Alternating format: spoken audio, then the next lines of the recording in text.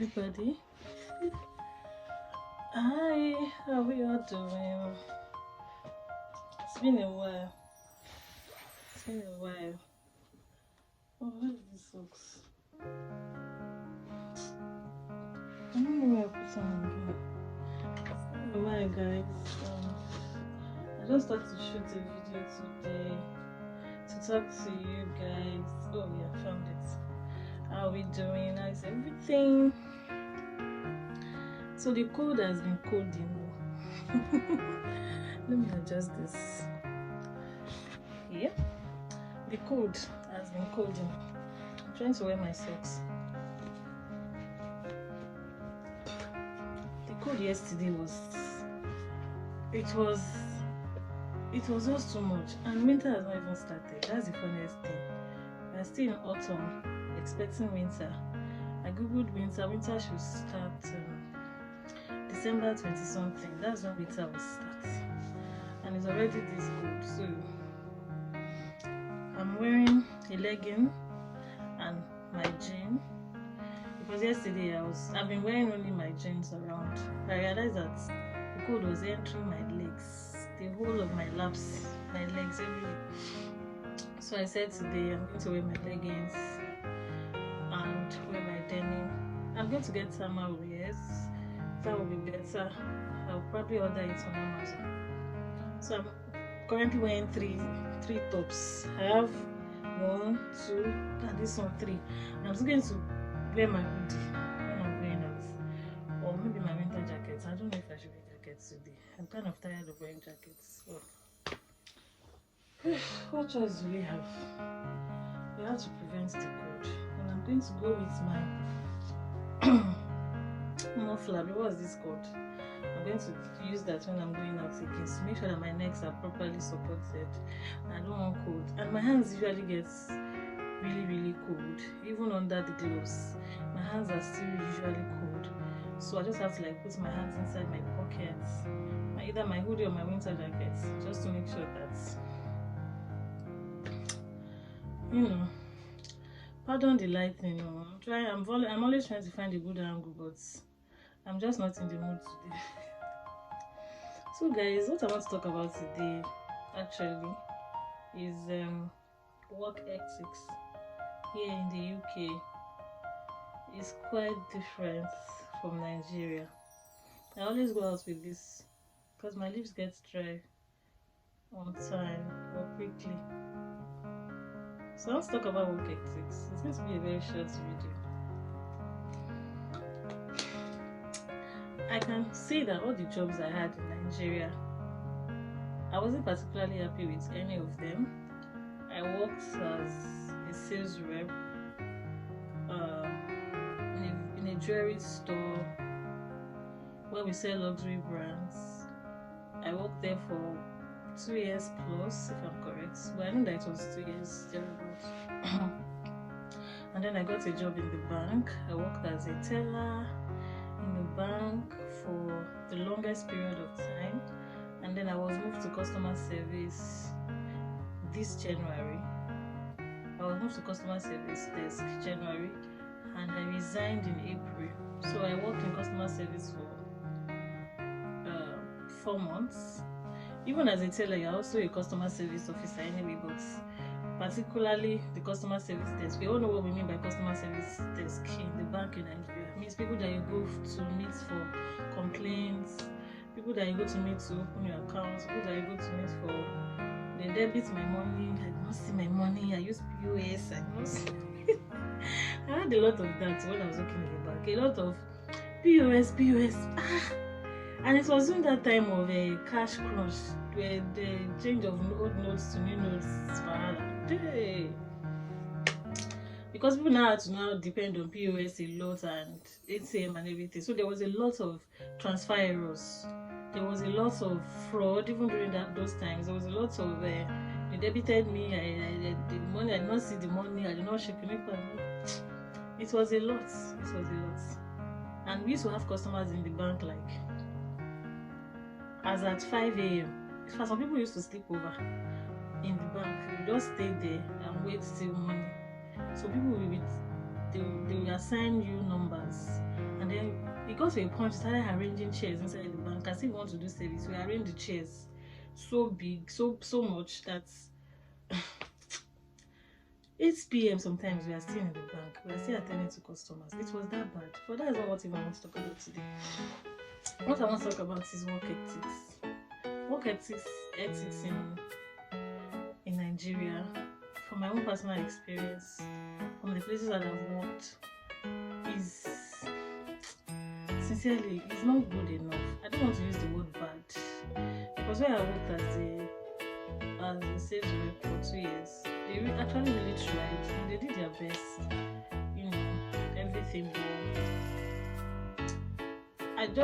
But I wasn't particularly happy on the job anyway, because of some other factors and the fact that there's no amount of money you collect safe. Everything is just expensive. So the money no dey reach. The money no dey ever reach. And then I moved to the bank looking for greener pastures, and my experience in the bank is even worse. Was worse because everywhere is just so. Office politics was too much. I'm not really an office politics kind of a person. I had to learn because I just wanted things to. If this thing is white, it's white. If this thing is black, it's black.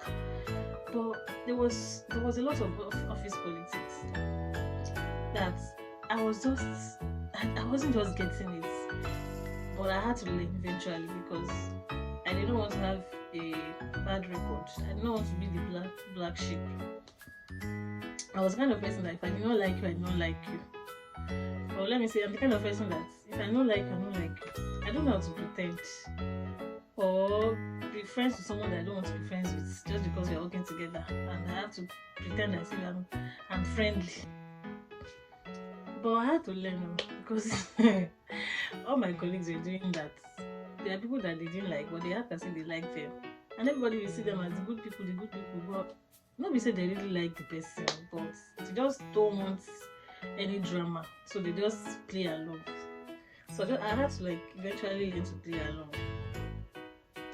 But particularly, one thing I've noticed here is that the work life here is different. I've been to the bank here, and it's so different. It's so different that you get to the bank here, you don't see crowd.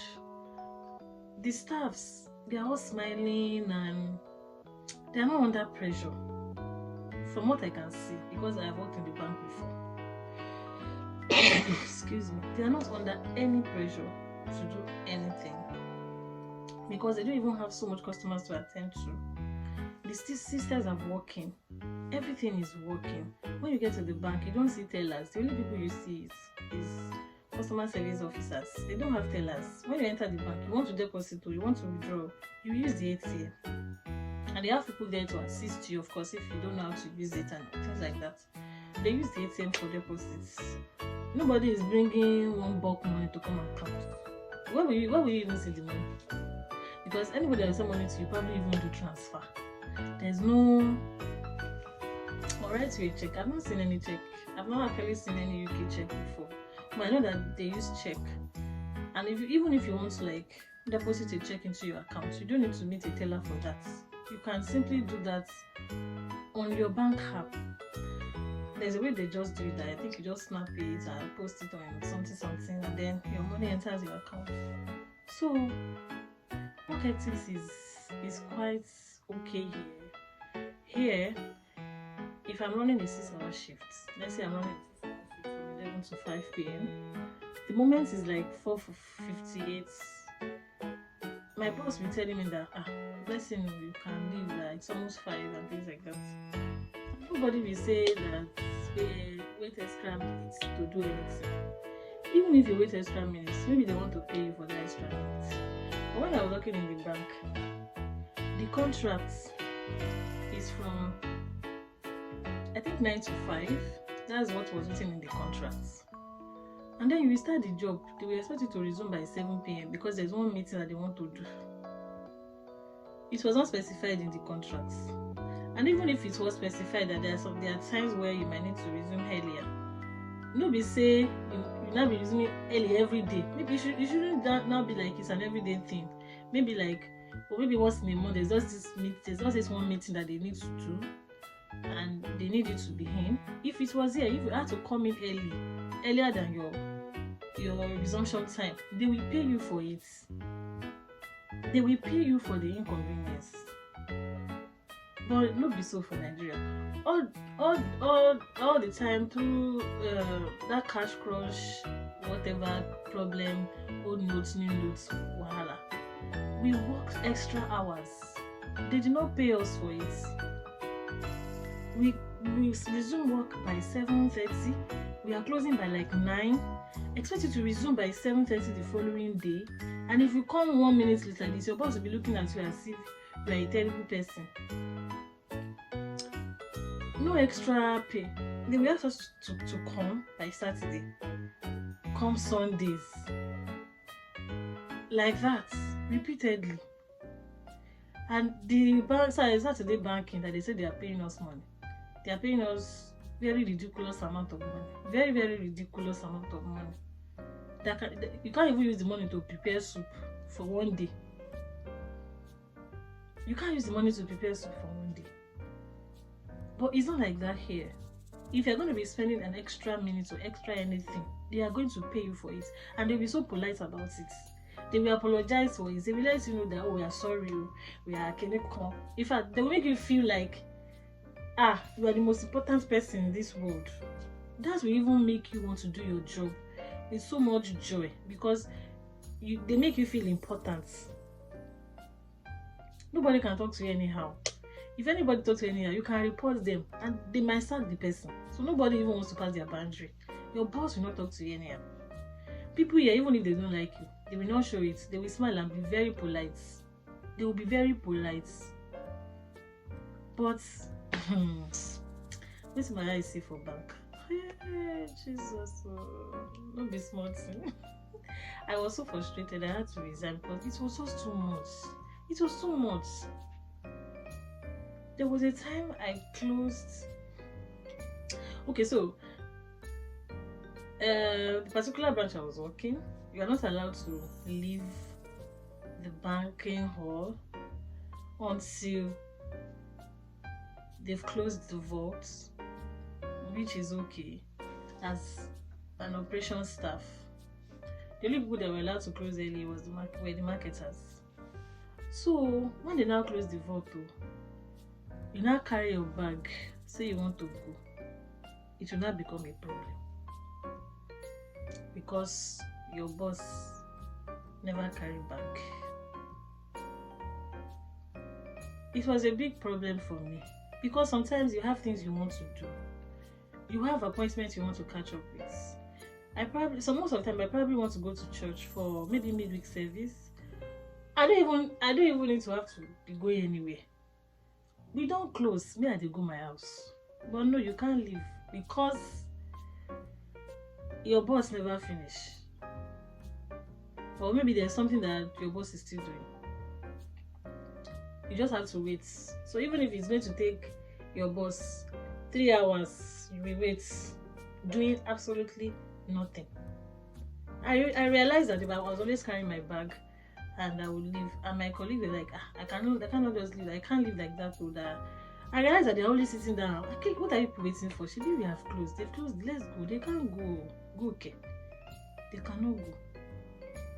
It was a big problem for me. It was a big problem. There was a day I left thinking that we had finished, and I went to the market thinking that we had finished and everything. My boss called me and said, where was I? Who gave me permission to leave? And I was like, do I need permission to leave after I've done with my duties for the day? We have closed and balanced my team for the day. We've closed the vault for the day. I don't have anything else to do. Why can't I leave? My boss asked me to come back to the office. And I had to come back. Thank God I was not far away. I was still close by. And I had to come back. So imagine if I had actually gone I've actually gotten to my house, and my house is really far from work. So I will spend another transport and come back to the office to come and do nothing and sit down just because. Oh God. Oh God, oh God, oh God. Nah. It was bad. But yeah, we are working now. If it's almost time to close like this, my boss will come and say, it doesn't matter whether they have something they want to do. It is my choice if I decide to now wait and say, well, let me assist with something. Nobody is going to accuse you for going. The contract is you are working 6 hours today. Once it's 6 hours, you can go. Even if heaven is falling and flood is happening, nobody will expect you. Where I was working before I got this new job I'm doing now, if they need you to stay extra hour, they will call you politely, ask you, please, can you do this? And they will pay you for it. Nobody is expecting you to do more than what is stated in your contract. Nobody, absolutely nobody. It will not affect you in any way. It won't affect your appraisal. It won't affect how your boss sees you. It will not do anything. If you decide to do extra, it's just your choice. It's not, which is really not a big deal. If you are working in a place where you love and you are relaxed, you can do extra if you want to. But it's not. There's not even room for you to do extra here, because at the time you are closing, someone else is taking over. Everybody has their duties and responsibilities. Nobody is expecting you to overdo anything. Nobody is expecting you to do anything that is not stated in your contract. So it's something that I've always wanted to say. I'm just saying that because when I was leaving Nigeria, one of the prayers I prayed that God, in this UK, I don't want to do any job that will frustrate me. All the jobs I did in Nigeria, I was frustrated. I was not happy. I don't want any job that will frustrate my life. I want a good, peaceful, peace of mind kind of job. And I thank God because God has really been faithful. Even my husband, where he's working, no stress, no drama, nothing. He's paying me. Nothing. You do your job, you go home, they pay you. No stress. No.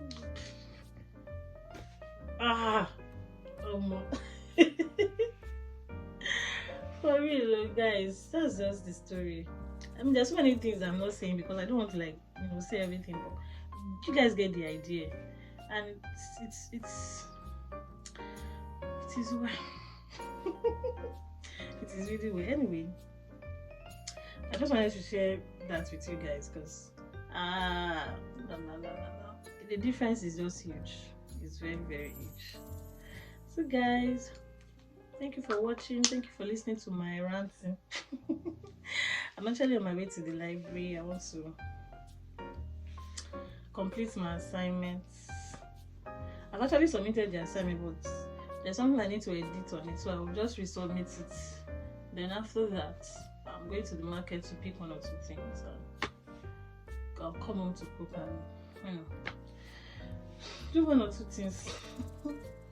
So guys, thank you so much for watching. Please remember to like, remember to share, remember to subscribe to this channel, guys. We need a subscription. Please subscribe, and I'll see you in my next video.